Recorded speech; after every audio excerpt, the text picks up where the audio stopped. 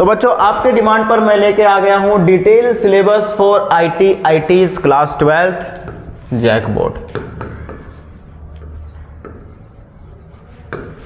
देखिए यहाँ पे दो चीज़ है। अभी जो बच्चे साइंस ले रहे हैं जैक में, वो एक तो कंप्यूटर साइंस लेते हैं और एक ये सब्जेक्ट लेते हैं IT's। तो आप दोनों में से कोई सा भी सब्जेक्ट लिए हो, आपका क्लासेस रेगुलर चलेगा, यूट्यूब पे भी चलेगा।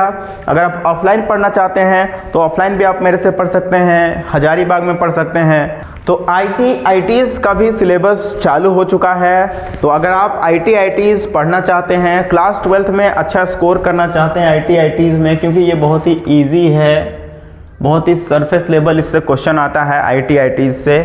तो अगर आप इसे पढ़ना चाहते हैं, मेरे से पढ़ना चाहते हैं, तो स्टूडेंट आप मेरे से मिलने के लिए आ सकते हैं। आपके स्टडी कोरा चौक, मैं आपको एड्रेस दे देता हूँ, आपकी स्टडी कोरा चौक। तो चलिए मैं आपको लास्ट में मैं अपना नंबर दे दूंगा और उस नंबर से कॉल करके आप मेरे से बात कर सकते हैं या मुझे व्हाट्सएप कर सकते हैं। अभी मैं इस सिलेबस को डिस्कस करता हूँ पूरा, ठीक है। देखिए क्या क्या सिलेबस है आपका IT's में। सबसे पहले आपको यहाँ पे 5 यूनिट पढ़ने हैं। कितने यूनिट पढ़ने हैं आपको बच्चों? 5 यूनिट। सबसे पहले यूनिट कौन सा है? सॉफ्टवेयर इंजीनियरिंग का है। सबसे पहले यूनिट कौन सा है? सॉफ्टवेयर इंजीनियरिंग का। सॉफ्टवेयर इंजीनियरिंग एक बहुत ही इंपॉर्टेंट यूनिट है और बहुत ही प्रैक्टिकल यूनिट है। जो बच्चे सॉफ्टवेयर इंजीनियरिंग करते हैं, और ये एक तरीके से ना, ये जो आपको यूनिट दिख रहे हैं, ये नॉर्मल कोर्स नहीं, ये वोकेशनल कोर्स है। मानी कि इसमें जो भी चीज़ आप सीखिएगा वो बहुत ही एडवांस होगा, ठीक है। इसको आप डे टू डे लाइफ में यूज़ कर पाइएगा, है ना। मैं आपको बताऊंगा आगे, डिटेल सिलेबस में आपको समझ में आ जाएगा, ठीक है। तो सबसे पहले सॉफ्टवेयर इंजीनियरिंग है। यूनिट 2 में हमारा advance python programming, website application development, mobile application development और emerging trends and social impacts. ये 5 यूनिट हम लोगों को IT's के अंतर्गत पढ़ना है। अब आइए इन 5 यूनिट को हम लोग डिटेल में डिस्कशन करते हैं कि इन 5 यूनिट के अंदर क्या क्या पढ़ना है। तो सबसे पहले हम लोग बात करेंगे सॉफ्टवेयर इंजीनियरिंग के ऊपर। सॉफ्टवेयर इंजीनियरिंग में हम लोग को पढ़ना है, सबसे पहले देखिए मैं बात करूंगा इंट्रोडक्शन के ऊपर। और इंट्रोडक्शन में क्या क्या है, सबसे पहले हम लोग सॉफ्टवेयर क्या होता है यहाँ से शुरू करेंगे पढ़ना। कहाँ शुरू करेंगे? सॉफ्टवेयर क्या होता है, definition, importance, application of software का इस्तेमाल क्या क्या है, इंजीनियरिंग, ठीक है। Software development life cycle, SDLC के बारे में पढ़ेंगे, फेज एंड मॉडल्स के बारे में पढ़ेंगे, वाटरफॉल पढ़ेंगे, एजाइल, स्पाइरल, ये सब कुछ पढ़ेंगे हम लोग सॉफ्टवेयर इंजीनियरिंग के अंतर्गत। सॉफ्टवेयर रिक्वायरमेंट एनालिसिस, यानी कि सॉफ्टवेयर बनाने के लिए क्या क्या चीज़ रिक्वायर होता है उसके बारे में है। इसके बाद सिस्टम डिज़ाइन पढ़ेंगे।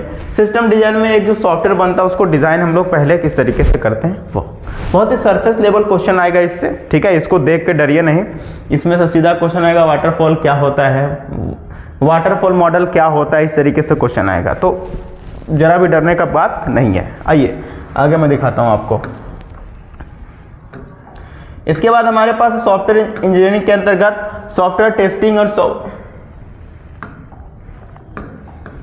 इसके बाद है हमारे पास सॉफ्टवेयर टेस्टिंग एंड मेंटेनेंस, यानी कि सॉफ्टवेयर जब बन जाता है तो उसको टेस्ट करना पड़ता है कि ये सही बना, गलत बना, क्या कमी है, उस चीज़ के लिए हम लोग पढ़ते हैं टेस्टिंग, ठीक है। टेस्टिंग में टाइप ऑफ कितना तरह का टेस्टिंग होता है, डिबगिंग होता है, सॉफ्टवेयर मेंटेनेंस और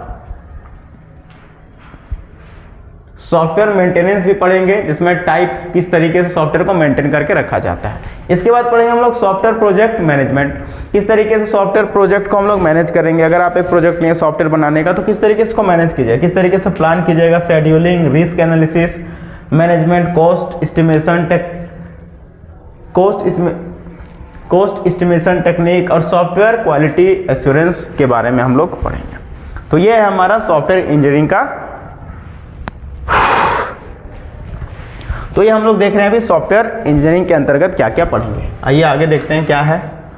आगे हमारे पास अब आता है यूनिट 2। यूनिट 1 में बस सॉफ्टवेयर इंजीनियरिंग था, जिसके अंतर्गत मैंने आपको बता दिया क्या क्या पढ़ना है। अगर आपको कुछ वहाँ छूट गया हो तो आप वीडियो को बैक करके फिर से देख सकते हैं। एडवांस पाइथन प्रोग्रामिंग के अंदर हम लोग क्या क्या पढ़ेंगे वो देखते हैं जरा सा। एडवांस पाइथन प्रोग्रामिंग के अंदर सबसे पहले एडवांस कॉन्सेप्ट पढ़ेंगे। फाइल हैंडलिंग क्या होता है, exception handling, object oriented programming क्या होता है, inheritance, polymorphism, encapsulation, class object क्या होता है, ये पढ़ेंगे हम लोग पाइथन के अंतर्गत। इसके बाद data structure in Python, Python में डेटा स्ट्रक्चर कितना तरह का होता है, लिस्ट क्या होता है, टपल क्या होता है, डिक्शनरी क्या होता है, सेट क्या होता है, स्टैक क्या होता है, क्यूए लिंक लिस्ट क्या होता है, ये सब क्या होता है, ये सब देखेंगे। ठीक है, दूसरा के बाद तीसरे में क्या है हमारे पास, डेटा कनेक्टिविटी को देखेंगे हम लोग कि पाइथन से हम लोग MySQL को कैसे कनेक्ट कर सकते हैं, पाइथन से हम लोग MySQL को कैसे कनेक्ट कर सकते हैं, introduction to MySQL and MySQLite, CRUD, Python database के बारे में पढ़ेंगे, पाइथन के लाइब्रेरीज के बारे में पढ़ेंगे और फ्रेमवर्क्स के बारे में पढ़ेंगे, जैसे numpy क्या होता है, लाइब्रेरीज क्या होता है, पांडा लाइब्रेरी डेटा एनालिसिस के लिए किस तरीके से यूज किया जाता है, मैटप्लॉटलिब और सीबॉर्न कैसे डेटा विजुअलाइजेशन के लिए यूज किया जाता है, फ्लास्क और डीजेंगो कैसे वेब डेवलपमेंट में यूज किया जाता है, ये सब चीज हम लोग इसमें लाइब्रेरीज और फ्रेमवर्क वाले चैप्टर में पढ़ेंगे। इसके बाद आता है हमारा web application development. Web application development में हम लोग क्या पढ़ेंगे, इसमें बहुत ही छोटा चीज पढ़ेंगे कि वेब एप्लीकेशन क्या होता है, कैसे वेब एप्लीकेशन बनाते हैं, इसमें कौन कौन सा लैंग्वेज जो यूज होता है, इसमें कौन कौन सा लैंग्वेज यूज होता है बनाने के लिए वेब एप्लीकेशन, वेब एप्लीकेशन को बनाने के लिए कौन कौन सा लैंग्वेज का इस्तेमाल होता है। तो वही चीज़ है यहाँ पूरा ओवरव्यू में वही पढ़ेंगे, इंटरनेट HTTP क्या है, वेबसाइट क्या है, ये सब। उसके बाद HTML पढ़ेंगे, फिर CSS पढ़ेंगे। ठीक है, HTML में एलिमेंट, फॉर्म, मल्टीमीडिया, CSS में लेआउट, स्टाइलिंग, फ्लैश बॉक्स, सब कुछ पढ़ेंगे। इसके बाद हम लोग जावा स्क्रिप्ट पढ़ेंगे बेसिक। ठीक है, वेरिएबल क्या होता है, फंक्शन क्या होता है, event, DOM, manipulation, introduction to ES6 features को भी पढ़ेंगे इसमें हम लोग। इसके बाद है जावा स्क्रिप्ट का जो लाइब्रेरीज है और फीचर है।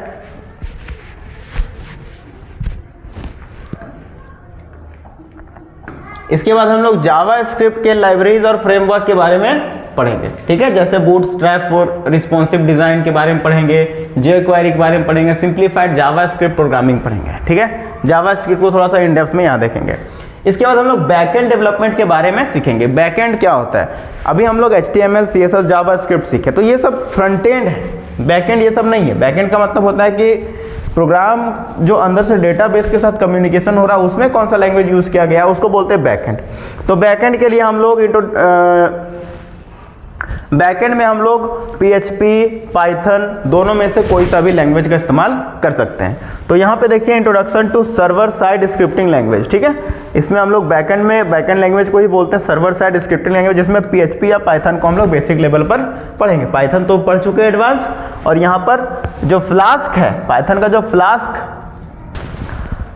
जो फ्लास्क फ्रेमवर्क है उसको पढ़ेंगे। ठीक है, इसके बाद बेसिक ऑफ डेटाबेस इंटीग्रेशन पढ़ेंगे कि कैसे हम लोग एक वेबसाइट से डेटाबेस को इंटीग्रेट कर सकते हैं, कनेक्ट कर सकते हैं, और किस तरीके से हम लोग डेटा को ले सकते हैं।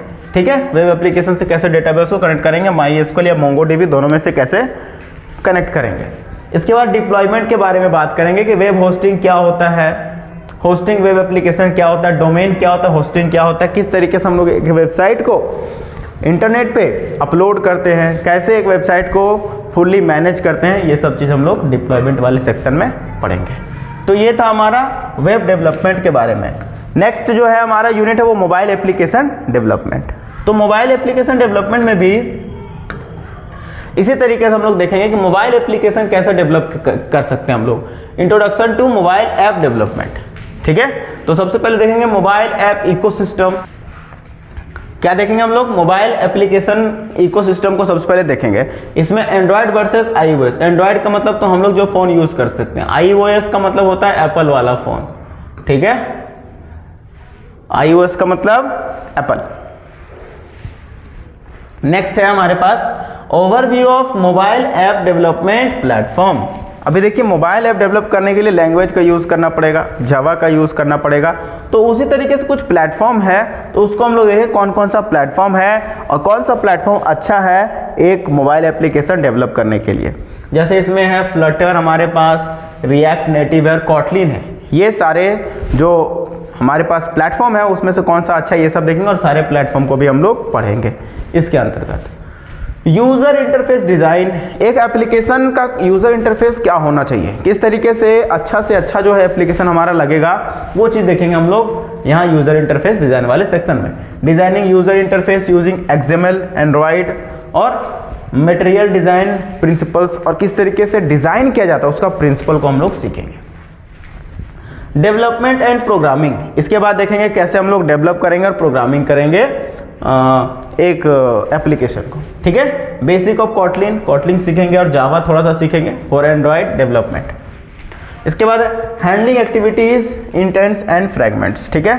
जो भी एक्टिविटीज़ होता है हमारे एप्लीकेशन में उसको हैंडल करने के लिए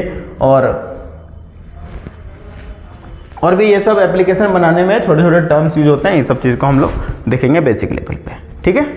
चलिए इसके आगे हमारे पास है data storage and app testing publishing, ठीक है। अभी देखिए हर जगह पर डेटाबेस आएगा ही आएगा, क्योंकि एप्लीकेशन बनता है तो उसमें डेटाबेस उसको कनेक्ट करना पड़ता है। डेटाबेस से इसलिए कनेक्ट करता है ताकि जो डेटा आता है एप्लीकेशन में वो डेटाबेस में जाता है, ठीक है। तो डेटा स्टोरेज के लिए ये पढ़ेंगे share preference, SQLite database integration, Firebase, real time database, ठीक है। फायरबेस के बारे में पढ़ेंगे किस तरीके से रियल टाइम डेटाबेस जो है एप्लीकेशन में चेंजेस आता है।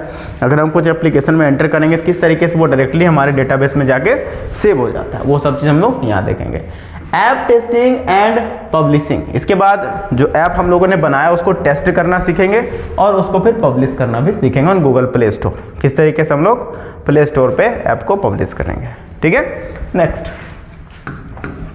नेक्स्ट अब आता है लास्ट यूनिट जिसका नाम है इमर्जिंग ट्रेंड। इमर्जिंग ट्रेंड का मतलब होता है जो अभी ट्रेंड में चल रहा है नया नया चीज़ वो, ठीक है।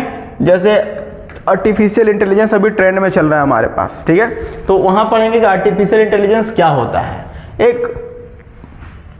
एक आर्टिफिशियल इंटेलिजेंस कैसे बनाया जा सकता है, ठीक है। मशीन लर्निंग क्या होता है, डीप लर्निंग क्या होता है, एनएलपी क्या होता है, ये सब चीज़ के बारे में भी हम लोग इसमें चर्चा करेंगे, ठीक है। एनएलपी क्या होता है, डीप लर्निंग क्या होता है, एमएल क्या होता है, सब कुछ देखेंगे। इसके बाद इंटरनेट ऑफ थिंग्स क्या होता है, आईओटी, यानी कि ये सब मशीन लर्निंग, डीप लर्निंग और एनएलपी का इस्तेमाल करके, आर्टिफिशियल इंटेलिजेंस का इस्तेमाल करके आईओटी डिवाइसेस बनाए जाते हैं। तो इसमें हम लोग देखेंगे आईओटी क्या होता है। नेक्स्ट देखेंगे ब्लॉकचेन टेक्नोलॉजी क्या होता है। ब्लॉकचेन टेक्नोलॉजी बहुत ही खतरनाक तरीके का टेक्नोलॉजी है, ठीक है, जो डिसेंट्रलाइज टेक्नोलॉजी है, ठीक है। ये सेंट्रलाइज यानी कोई एक व्यक्ति इसको कंट्रोल नहीं करता है, तो ये भी चीज़ देखेंगे। ऑगमेंटेड रियलिटी क्या होता है, एआर क्या होता है, वर्चुअल रियलिटी वीआर क्या होता है, ये सब पूरा अभी एआई का टर्म है, नया नया चीज़ है, आप लोगों को सीखने को मिलेगा इस क्लासेस में, तो बहुत ही एकदम लेटेस्ट चीज़ है, तो ये सब भी डिस्कस करेंगे। क्लाउड कंप्यूटिंग क्या होता है, एज कंप्यूटिंग क्या होता है, ये सारा कुछ हम लोग देखेंगे। इसके बाद जो है हम लोग इसी ट्रेंड के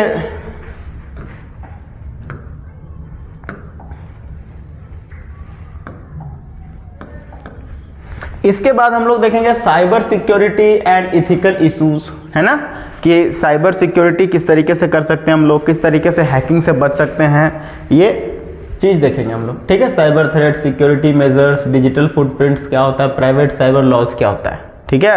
अगर आप साइबर क्राइम करेंगे तो आप पे साइबर लॉज लग जाएगा, पुलिस पकड़ के ले जाएगा, तो ये सब चीज़ आपको पता होना चाहिए कब हमारे पे साइबर लॉ लगेगा, कौन सा काम नहीं करना है सोशल मीडिया पे, ठीक है।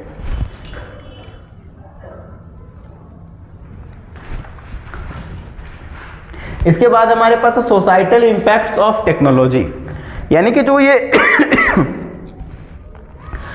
कि ये जो टेक्नोलॉजी आ रहा है उसका सोसाइटी पे क्या इम्पैक्ट पड़ रहा है, वो हम लोग इस वाले में देखेंगे। एजुकेशन पे क्या इम्पैक्ट पड़ रहा है, हेल्थ केयर पे क्या इम्पैक्ट पड़ रहा है, गवर्नमेंट पे क्या इम्पैक्ट पड़ रहा है, ये सब कुछ इस वाले सेक्शन में देखेंगे। Future prospect and career ITs, ठीक है, इसका आईटीज का फ्यूचर में क्या इस्तेमाल है, वो सब कुछ इस वाले लास्ट वाले में सेक्शन में पढ़ेंगे।